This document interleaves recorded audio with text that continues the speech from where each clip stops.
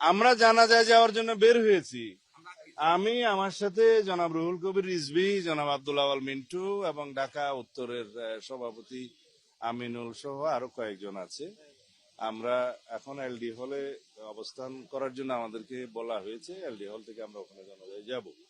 তা আমরা মনে করি এটা সুশৃঙ্খল জানাজা হবে এবং তারা এখান থেকে যেখানে দাফন করার কথা সেখানে যাবে। আমরা একটা শান্তিপূর্ণ পরিবেশ চাই।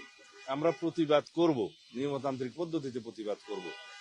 যে কোনো হত্যাকাণ্ড অবশ্যই নিন্দনীয়, কিন্তু এই যে বর্বর হত্যাকাণ্ড হয়েছে, সেই হত্যাকাণ্ডের পিছনে কিছু উদ্দেশ্য অবশ্যই আছে, কিছু ষড়যন্ত্র আছে, সেটা আমরা লক্ষ্য করেছি।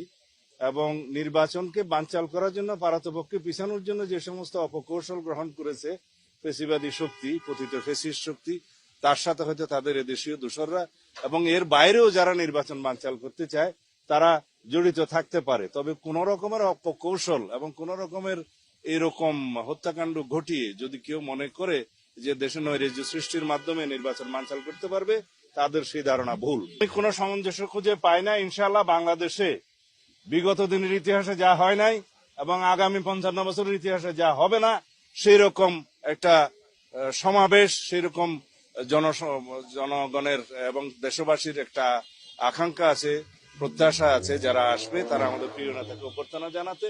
সুতরাং এই লক্ষ লক্ষ জনতার এই সমাবেশের মাধ্যমে আমরা জাতিকে একটা মেসেজ দিতে পারবো যে এই দেশে কোনো ষড়যন্ত্র কখনো দানা বাঁধতে পারবে না। আমরা সবাই, আমাদের সামনে একটাই স্লোগান, সবার আগে বাংলাদেশ।